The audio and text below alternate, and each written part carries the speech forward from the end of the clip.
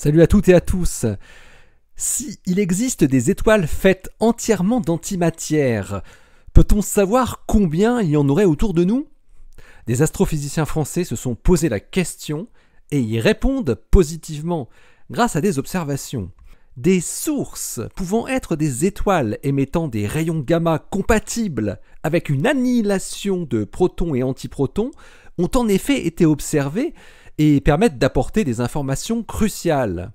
Une étude publiée dans Physical Review dit Astronomie, astrophysique, cosmologie, astroparticules. Ça se passe là-haut, par Eric Simon. Ne vous arrêtez pas aux gros titres des médias mainstream qui vont clamer une incroyable détection d'anti-étoiles.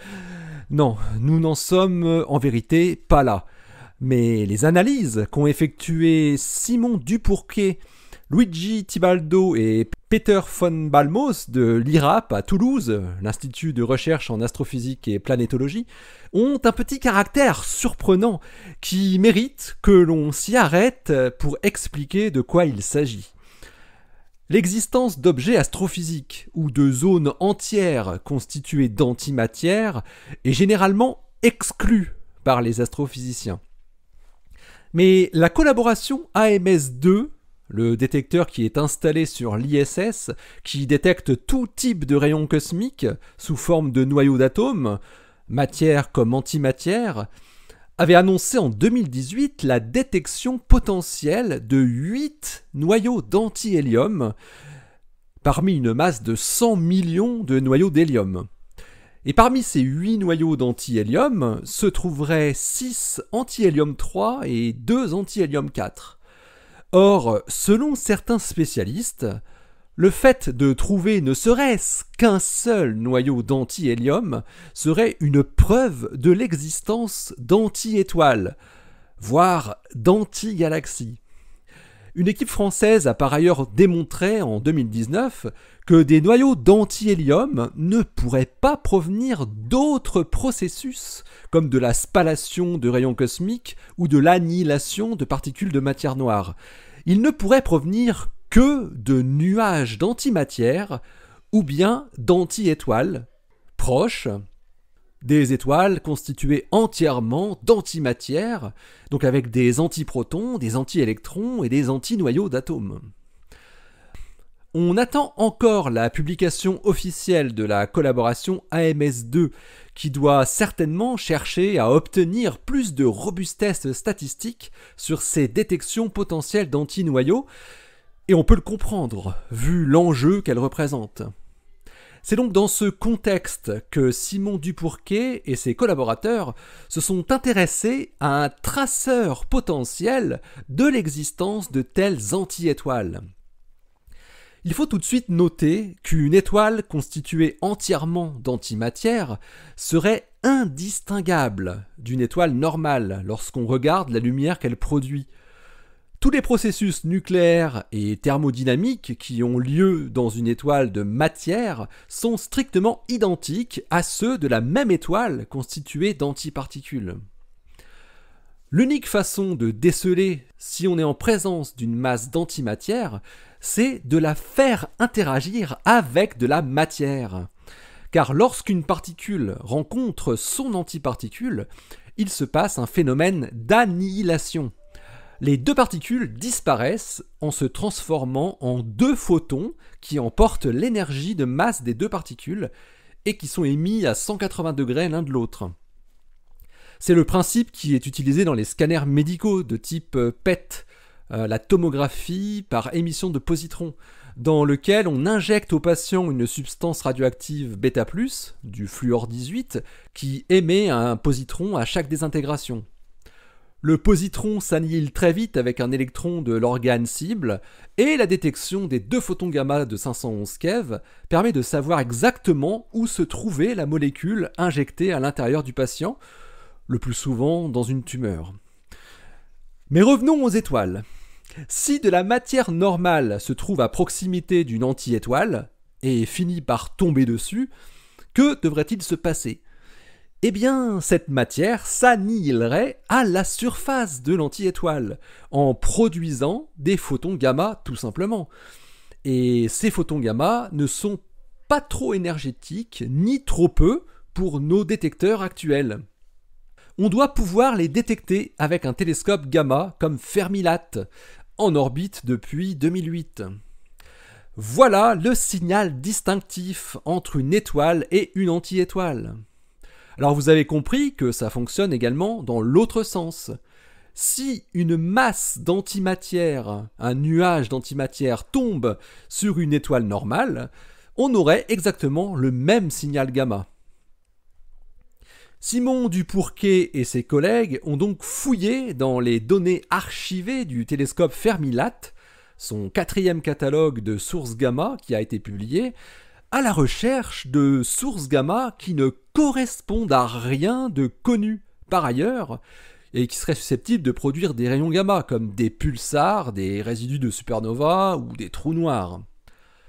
Pour identifier ces sources a priori anormales parmi les 5787 sources gamma du catalogue, les astrophysiciens français ont sélectionné des sources ayant une géométrie très ponctuelle, qui ressemble à une étoile donc, ainsi qu'un spectre gamma compatible avec une annihilation de protons et antiprotons.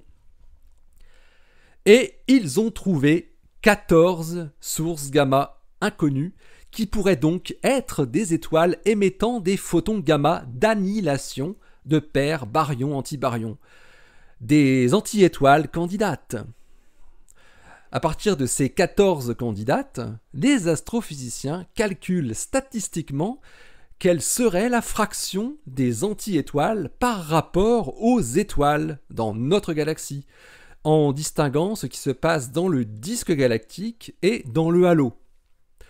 Ils font ce calcul en fonction de plusieurs paramètres, comme la masse, la vitesse et la densité de matière environnante de l'étoile, ou de l'anti-étoile.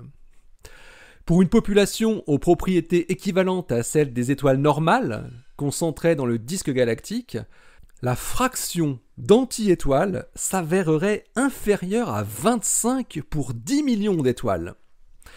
Cette limite supérieure avait été déterminée en 2014 par l'un des co-auteurs et était alors 20 fois plus élevée.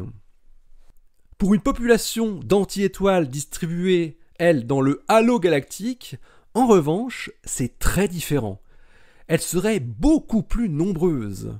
Et oui, les 14 sources détectées sont en effet majoritairement dans le halo galactique.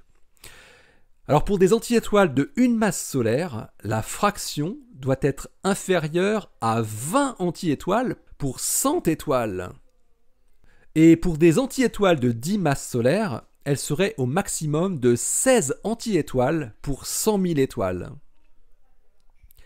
Les chercheurs évaluent ensuite le nombre d'anti-étoiles qui seraient présentes par unité de volume dans le halo galactique. Cette densité donc varie, comme on l'a vu, en fonction de la masse des anti-étoiles. Elle est comprise entre 10 puissance moins 5 anti-étoiles par parsec cube et 10 puissance moins 2 anti-étoiles par parsec cube.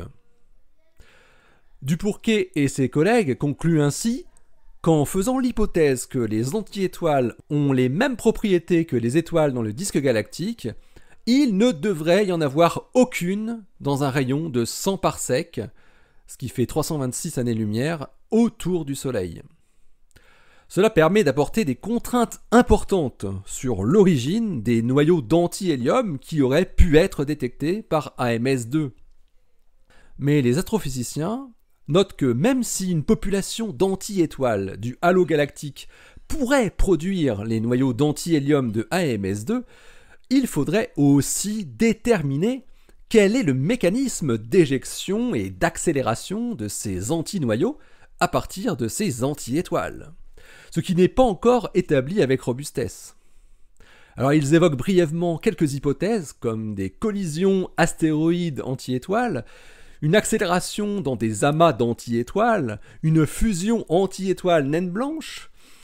Bref, ces probables futures investigations bénéficieront en tout cas largement des calculs d'abondance qui ont été effectués ici.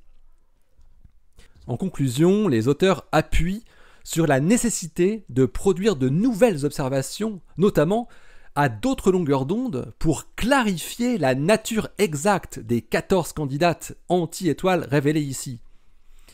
Ils incitent également à enrichir encore davantage les relevés du ciel gamma, que ce soit avec le vénérable télescope Fermi, ou bien ses futurs remplaçants optimisés pour détecter des photons à l'énergie de l'annihilation des baryons avec les antibaryons.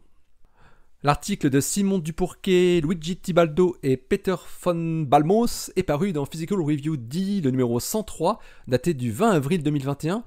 Il porte le titre Constraints on the Anti-Star Fraction in the Solar System Neighborhood from the 10-year Fermi Large Array Telescope Gamma Ray Source Catalog. Allez, d'ici la prochaine, portez-vous bien, restez bien les yeux vers le ciel et restez bien les pieds sur Terre. Ou sur l'anti-Terre. Allez, salut!